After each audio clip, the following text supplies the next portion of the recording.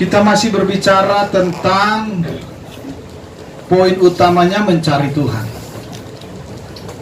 Temanya, kenapa orang tidak mendapat apa-apa ketika dia mencari Tuhan. Ya, saudara yang terkasih di dalam Tuhan, minggu lalu kita sudah mendapatkan 2 poin. Ya, bahwa di dalam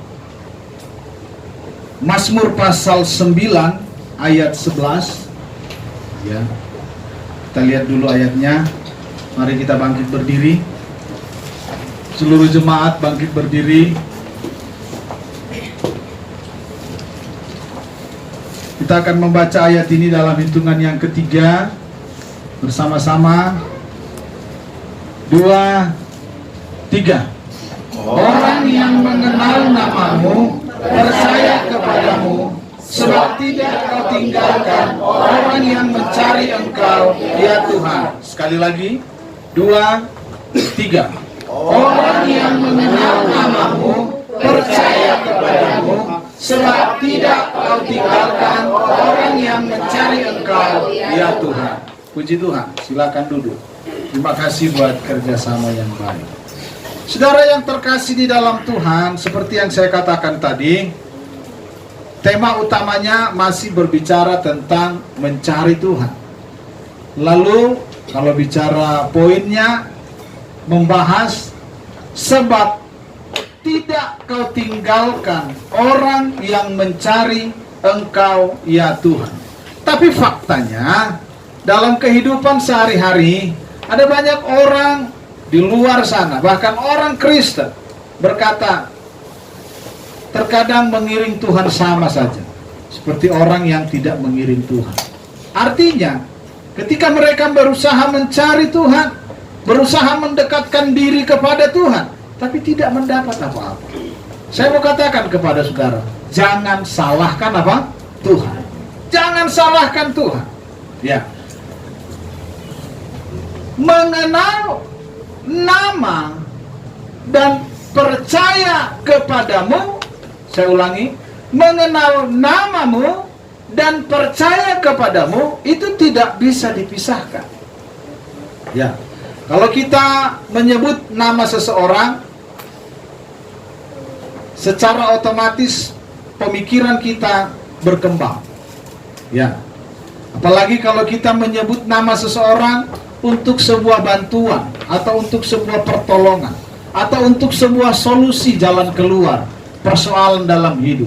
Ketika kita menyebut nama seseorang, atau ketika kita mengingat nama seseorang, pemikiran kita berkembang.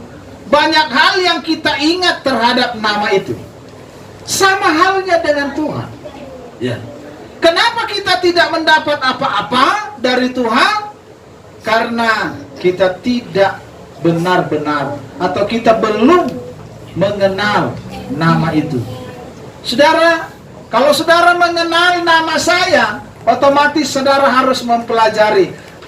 Secara tidak langsung, saudara mempelajari karakter saya, kepribadian saya. Ya. Sehingga bahkan pengalaman-pengalaman bersama dengan saya, saudara pasti ingat. Ya. Itu sebabnya kalau kita menyebut nama seseorang, minggu lalu kita sudah belajar, yang pertama kita akan mengingat karakternya. Ya. Firman Tuhan sudah kita baca. Yang kedua, kita akan mengingat kapasitasnya, kemampuannya. Kenapa orang menyebut nama Tuhan dalam kesesakan? Karena jelas di dalam nama itu ada kekuatan. Tapi ada banyak orang tidak mempergunakan itu. Sekarang kita masuk, saya tidak mau berlama-lama.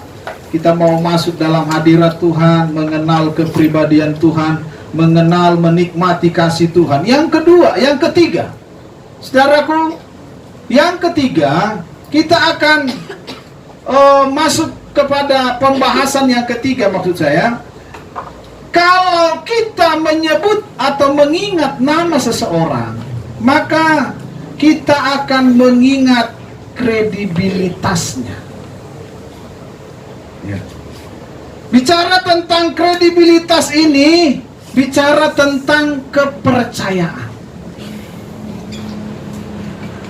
Kalau saudara menyebut nama seseorang, pasti saudara mengingat selain daripada karakternya, lalu saudara mengingat kapasitas atau kemampuannya. Lalu yang ketiga, saudara akan mengingat kredibilitasnya. Artinya, ini orang bisa dipercaya atau tidak. Ini saya langsung mengaplikasikan dalam kehidupan sehari-hari. Udah nggak usah curhat sama dia.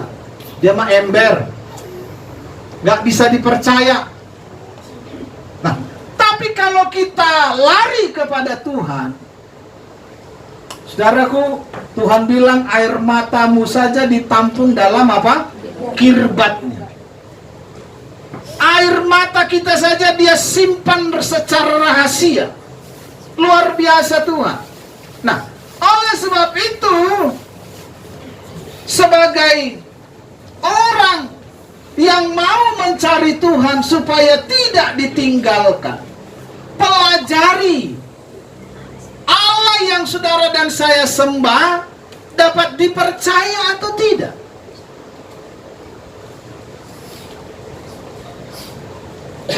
Banyak tokoh di luar sana coba menjatuhkan kemanusiaan Yesus, tapi tidak ada yang bisa.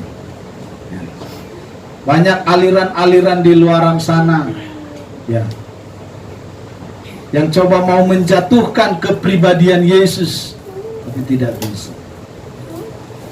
Saudara yang terkasih di dalam Tuhan, jadi kalau saudara percaya kepada Tuhan, kalau saudara dan saya mengenal nama Tuhan dengan baik, maka saudara akan percaya kepadanya juga dengan baik.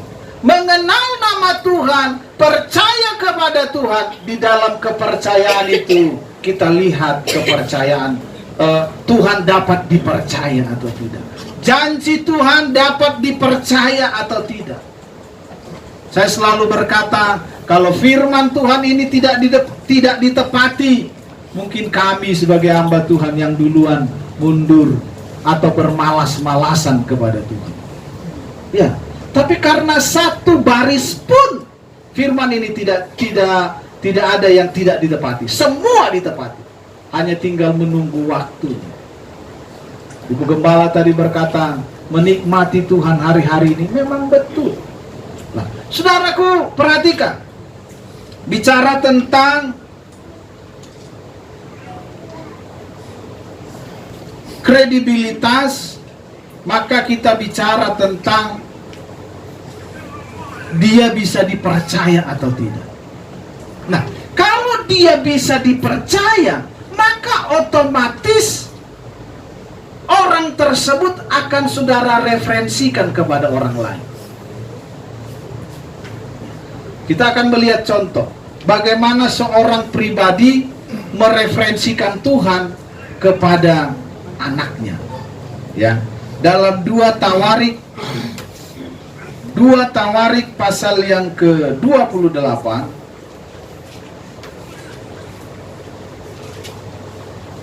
ayat 9.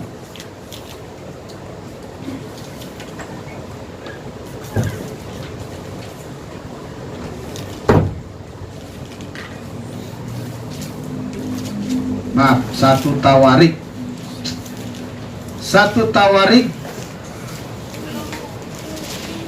pasal 28 ayat 9. Ya. Kita akan baca pelan-pelan, saudaraku. Saya akan baca yang di Alkitab, saudara baca yang di LCD. Dalam hitungan yang ketiga, perlahan-lahan kita baca bersama. 2, 3.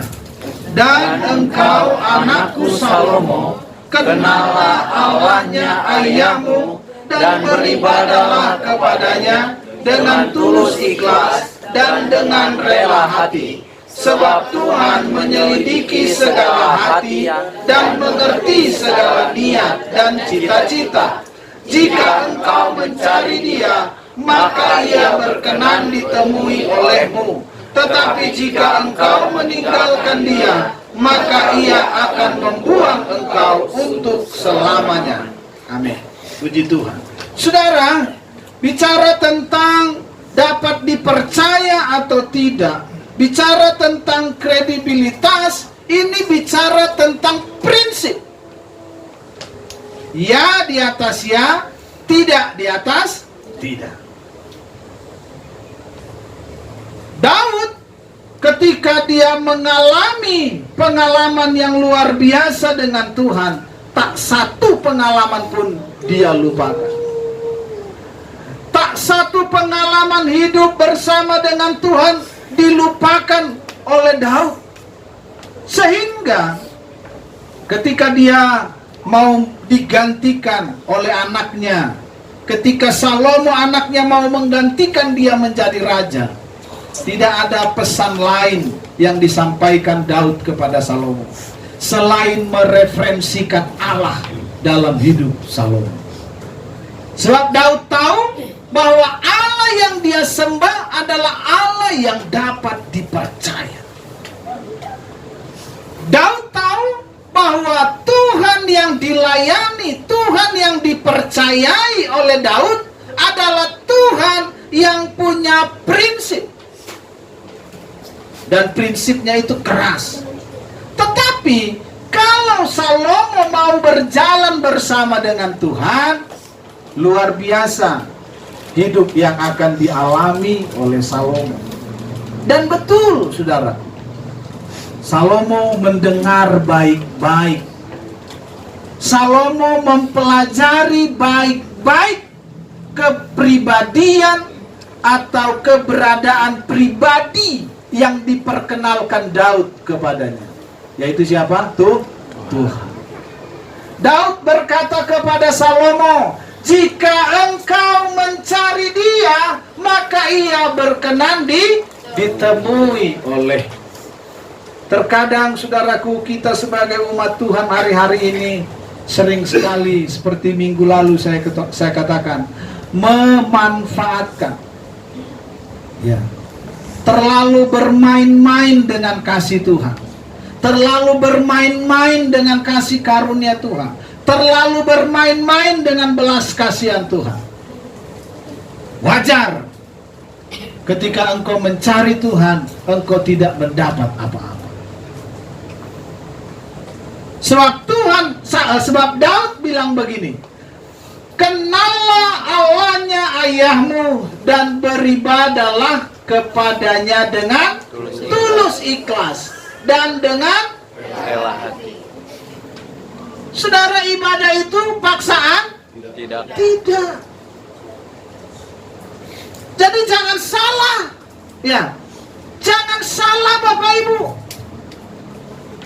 Dari sejak zaman perjanjian lama sampai sekarang saudara duduk di rumah Tuhan, ibadah itu apa? Rela hati. Tapi kalau saudara kerjakan dengan sungguh-sungguh, hasilnya luar biasa. Amin. Hanya di dalam Tuhan pekerjaan yang dilakukan dengan rela hati, hasilnya luar biasa. Kalau di luar Tuhan, di dalam dunia bisnis, saudara mengerjakan dengan rela hati, rugi ia.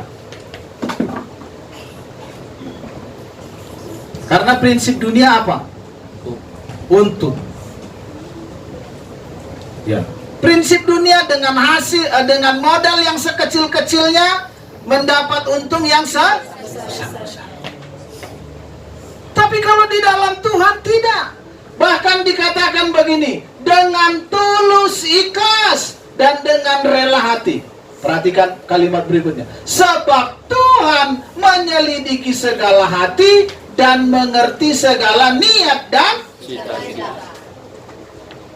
Kalau di dalam dunia saudara masih meraba-raba, ya, niat dan cita-cita ini masih 50-50. Tapi kalau di dalam Tuhan, ketika saudara dengan kerelaan hati, dengan sukacita, maka Tuhan tidak akan meninggalkan engkau. Tuhan tidak akan meninggalkan saudara dan saya ketika kita sungguh-sungguh mencari Dia.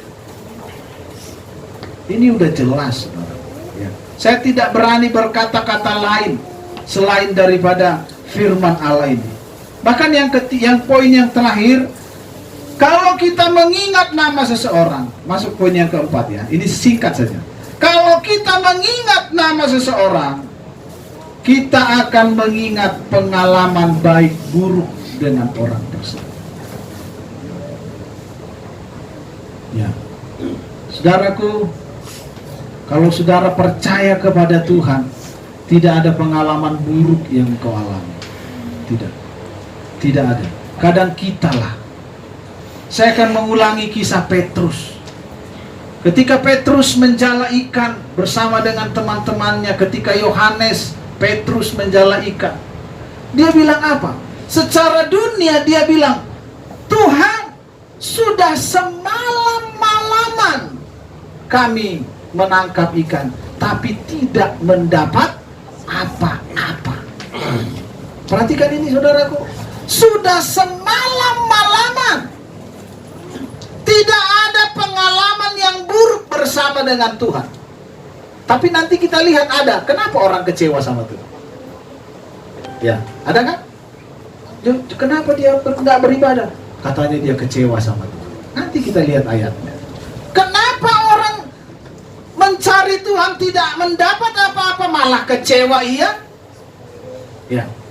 Nah, sementara kalau kita mau sungguh-sungguh mencari Tuhan, Tuhan tidak akan pernah meninggalkan kita. Ini luar biasa. Tidak akan pernah. Ya. Pegang ini, saudara. Pegang, simpan ini dalam hatimu baik-baik. Bahwa Tuhan tidak akan pernah meninggalkan saudara. Malah kitalah yang sering kali meninggalkan. Nah, poin yang terakhir ini adalah kita akan mengingat pengalaman buruk, pengalaman baik buruk dengan orang tersebut. Tapi kalau dengan Tuhan, saya lanjutkan kisah Petrus tadi. Tapi ketika Yesus berkata, bertolaklah ke agak yang dalam, karena memang mereka ada di tepi pantai. Ya, nggak mungkin ada ikan di tepi pantai. Tapi ketika disorongkan perahunya ke tengah yang agak dalam, tapi masih di pinggiran pantai juga, Petrus bilang begini, Tuhan, sudah semalam-malaman kami menangkap ikan, tapi kami tidak mendapat apa. Perhatikan kalimat Petrus. Tapi karena Engkau yang menyuruhnya, kutebarkan jalan juga. Ya, perhatikan kalimat ini. Karena Engkau yang menyuruhnya, kutebarkan jala juga. Dia rela nggak menebarkan jala itu? Rela. Walau dia sudah lelah, nih pengalaman hidup ini, walau dia, Petrus, bayangkan saudara, semalam-malaman, ya, dia sudah lelah, bahkan mungkin ngantuk, ya. Tapi karena Yesus, tapi karena dia bilang, tapi karena Engkau yang mengatakannya, karena Engkau yang menyuruhnya, kutebarkan jalan. Masih ada kerelaan. Masih ada kerelaan hati. Ya. Saudara bayangkan begini. Coba. Waktu itu, kisah itu adalah Yesus lagi ada dikerumuni orang di tepi pantai. Ya. Yesus, kalau dia bicara terus tidak kejadian, malu nggak? Malu tidak? Malu. Itu sebabnya tidak ada perkataan firman ini yang tidak kejadian. Karena apa? Karena Tuhan sendiri akan malu kalau saudara melakukan firman tapi saudara tidak diberkati. Tangkap ini baik-baik. Bahkan firman Allah berkata bahwa dia tidak pernah mau berhutang. Ya. Nah, oleh sebab itu saudara, ketika ditebarkan jalannya, apa yang terjadi? Petrus tidak bisa menarik jala ini, dan teman-temannya tidak bisa menarik jala ini karena penuh ikan di jala ini. sehingga dia melambaikan tangannya memanggil teman-temannya. Saudara bayangkan, artinya belum jauh dari pantai. Nah, saudara yang terkasih di dalam Tuhan, saya harus katakan, banyak orang hari-hari ini ketika dia sudah lelah mencari apa yang ada dalam dunia ini, dia tinggalkan Tuhan. Ketika dia sudah berlelah-lelah mencari yang Tuhan sediakan, padahal yang sediakan Tuhan, kita hanya mencari, kita hanya mengelola, kita hanya menjalankan, tapi tinggalkan Tuhan. Tidak ada yang secara kebetulan siang hari ini. Jadi poin terakhir adalah, kalau kita mengingat atau menyebut nama seseorang, kita akan mengingat pengalaman bersama dengan orang tersebut, pengalaman baik buruk bersama dengan orang tersebut. Sama halnya dengan Tuhan. Ya. Semakin saudara sering mencari Tuhan, maka semakin sering engkau mendapat pengalaman-pengalaman yang indah bersama dengan Tuhan. Poin terakhir, seperti yang saya katakan, mengapa orang bisa kecewa, bahkan sakit hati kepada Tuhan? Ini persoalan. Sementara kalau firman Allah berkata, kalau mencari Tuhan tidak akan ditinggalkan. Tapi kenapa banyak orang kecewa? Kenapa banyak orang sakit hati? Bahkan sampai pindah agama, pindah kepercayaan. Mari kita lihat satu ayat terakhir, Yeremia pasal 15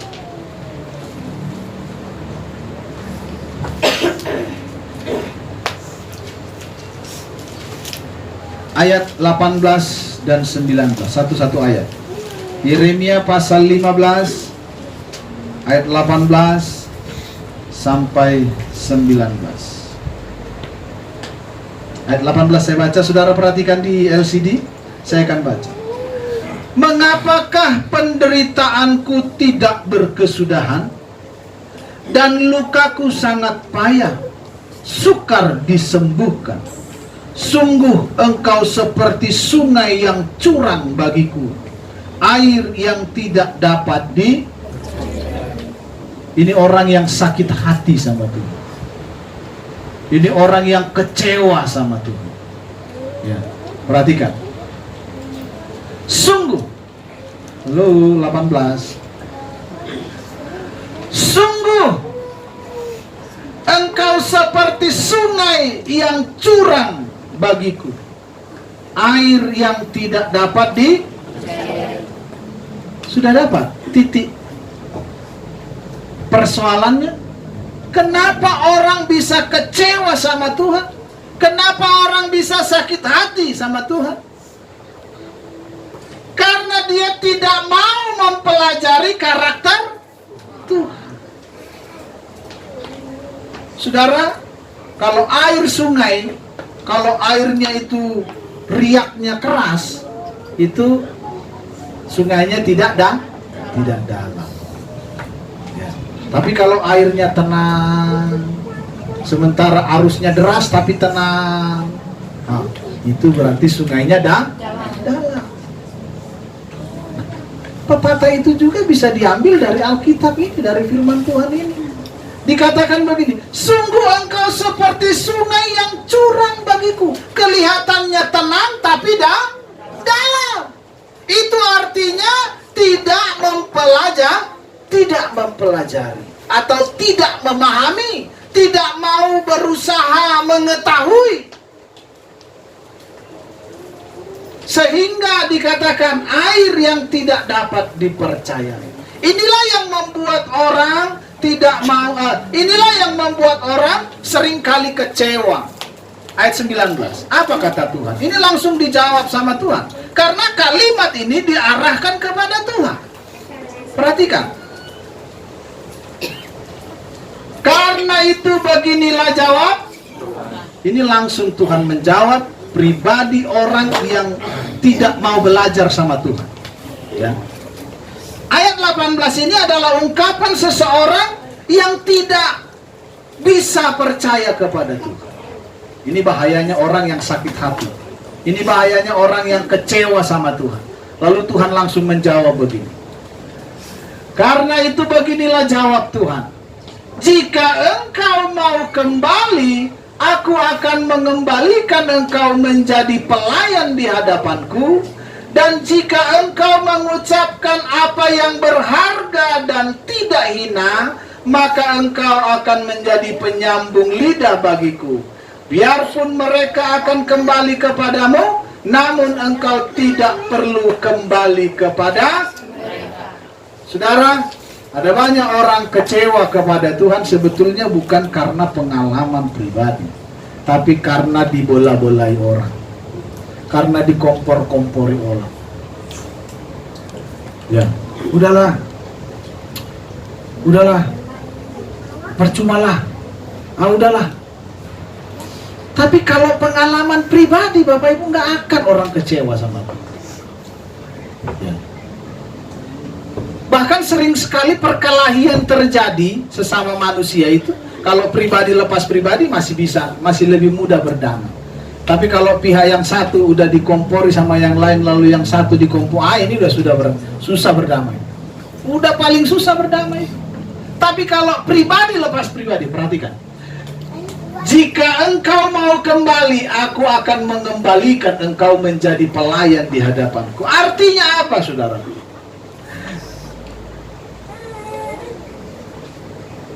Tuhan ingin mengangkat pribadi yang mau mengenal nama Tuhan. Tuhan mau mengangkat pribadi, Tuhan mau mengembalikan pribadi orang yang mau belajar karakter Tuhan. Tuhan mau mengembalikan keadaannya. Coba mari ingat beberapa detik saja atau beberapa menit lah. Ketika saudara lagi semangatnya dulu dekat sama Tuhan, gimana senangnya? Wah, luar biasa. Ya. Semangat. Ya. Ada masalah, wah udah ke Tuhan aja dulu, ayo ibadah aja dulu, ayo doa dulu. Ya, itu masih murni. Nanti kalau udah ada pihak ketiga, ada pihak keempat, udah mulai. Tapi Tuhan mau pribadi lepas pribadi. Pribadi lepas pribadi. Jika engkau mau kembali. Bahkan kalimat terakhir dikatakan, jika engkau mengucapkan apa yang berharga dan tidak hina. Ya. Kadang kita sering sekali mengeluh kepada Tuhan, mengucapkan kata-kata yang gak pas, artinya yang tidak berguna. Kita pikir bahwa kemampuan kita sudah cukup. Kita pikir bahwa apa yang kita punya sudah cukup. Ya. Saudaraku yang terkasih di dalam Tuhan, mari kita datang kepada Tuhan. Sederhana sekali. Tuhan mau pribadi lepas pribadi. Bahkan keselamatan pun gak ada boncengan. Pribadi lepas pribadi. Tuhan mau mengembalikan keadaan saudara seperti waktu saudara lagi senang-senangnya sama Tuhan. Tuhan mau mengembalikan keadaan keluargamu waktu keluargamu lagi enjoy-enjoynya sama Tuhan. Ya. Tapi Tuhan tidak mau imanmu, kepercayaanmu itu karena disemangati orang, tidak. Pribadi lepas pribadi. Maka percayalah. Jika saudara dan saya mempelajari keempat poin yang sudah saya sampaikan dan menghindari kenapa orang bisa kecewa karena ini tadi, maka saya percaya Tuhan tidak akan pernah meninggalkan saudara dan saya. Mari saudaraku kita datang kepada Tuhan. Saya mau begini saudara. Saudara berlutut, ya. Saudara merenung. Saya akan nyanyi membawa saudara memuji menyembah Tuhan. Saudara nggak usah nyanyi, saudara hanya berdoa, berlutut, ya. Saudara mengingat pribadi Allah. Saudara mengingat kebaikan Tuhan. Saudara mengingat pengalaman hidupmu yang pahit. Lalu saudara berdoa kepada Tuhan. Sambil saudara renungkan pujian yang saya naikkan dan saudara berdoa kepada.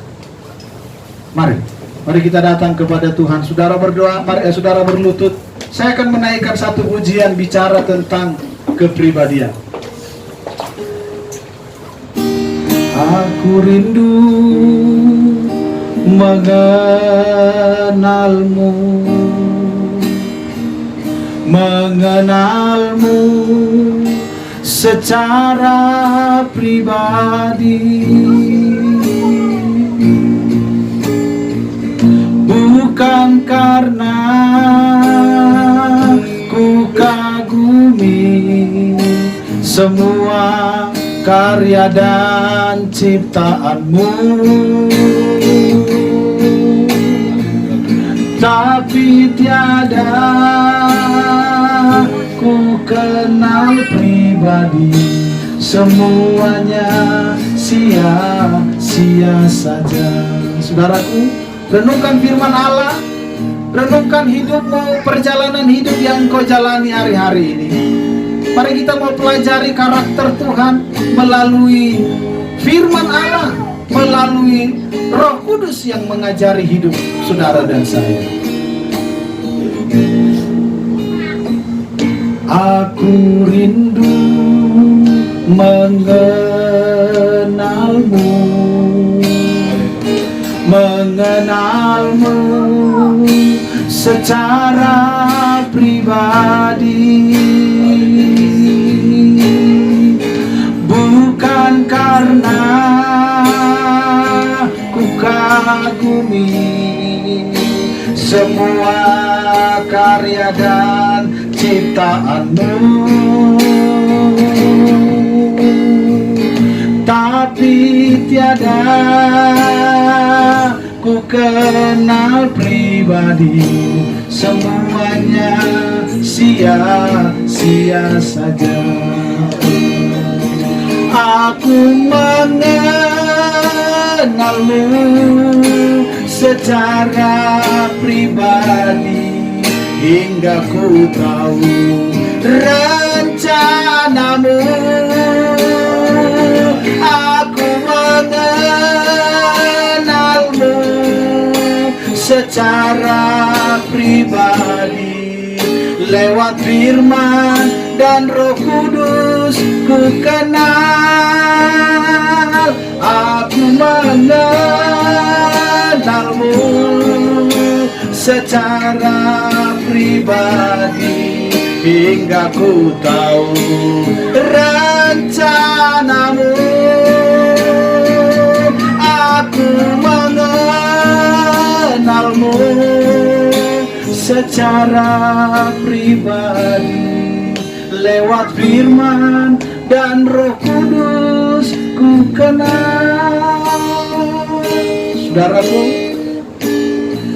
pujian ini berkata bahwa sesungguhnya saudara harus mempelajari siapa Tuhan yang saudara sembah. Saudara harus belajar memahami supaya perjalanan hidup kita sesuai dengan kehendak Tuhan. Pujian berkata, sampai saudara tahu bahwa sesungguhnya rencana apa yang Tuhan izinkan dalam hidup saudara dan saya. Saudara jangan berdiam. Saudara buka hati saudara kepada Tuhan. Saudara mengingat perjalanan hidup saudara, sementara firman Allah luar biasa. Haleluya, haleluya.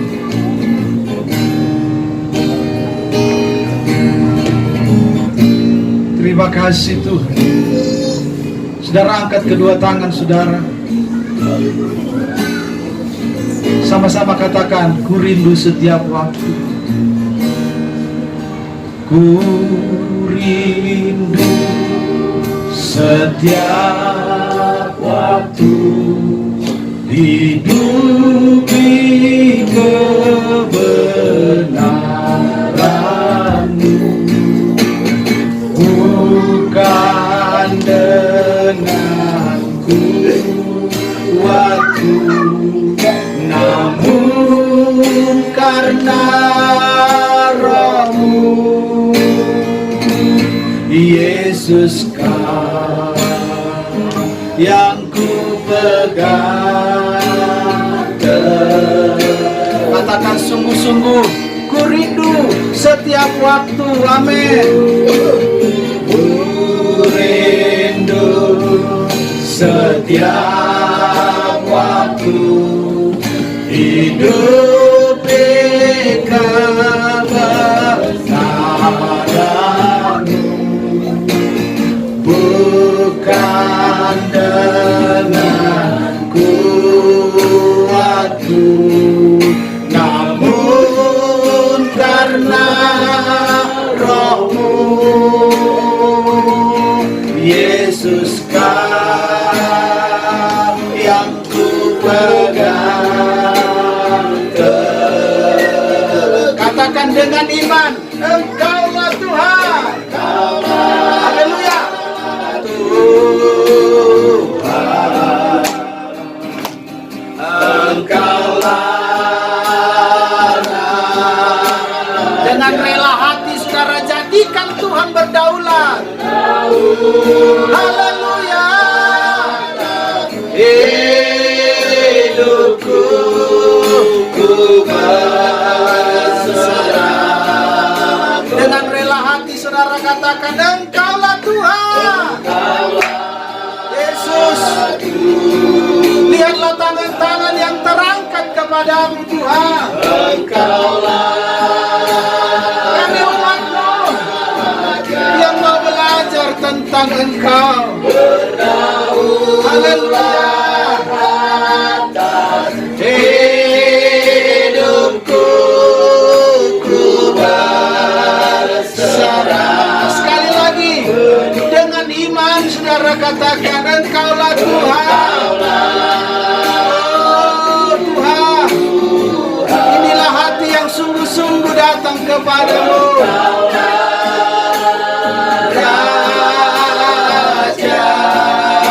berdaulatlah Tuhan. Memerintahlah Engkau Tuhan dalam hidup kami. Hidupku ku berserah. Berdaulat. Saya mengundang pelayan perjamuan ke depan. Oh haleluya. Tuhan, ini hati kami. Berserah. Sekali lagi katakan, berdaulat. Dalam nama Tuhan Yesus. Haleluya. Saudara berdoa kepada Tuhan. Sucikan layanan di hadapan-Mu. Menjadi pelayan yang berkenan kepada Tuhan. Ini hidup kami, hamba-Mu beserta pelayan-Mu. Suci kuduskan, layakkan di hadapan-Mu. Di dalam nama Tuhan Yesus Kristus. Dalam nama Tuhan Yesus Kristus. Haleluya. Tuhan, roti dan anggur persekutuan di dalam tubuh dan darah-Mu. Sucikan, kuduskan, layakkan di hadapan-Mu Tuhan. Taruh kuasa di atasnya, bubuhkan berkat di atasnya. Dalam nama Tuhan Yesus Kristus. Terima kasih.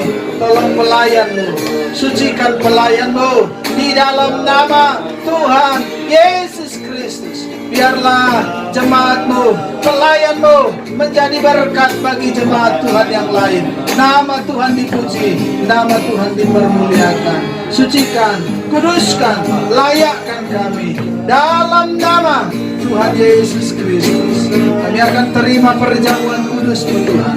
Begitu dengan seluruh jemaat-Mu. Sucikan, kuduskan seluruh jemaat Tuhan dalam nama Tuhan Yesus Kristus. Haleluya. Katakan, ada kuasa. Ada kuasa. Mari saudara bangkit berdiri.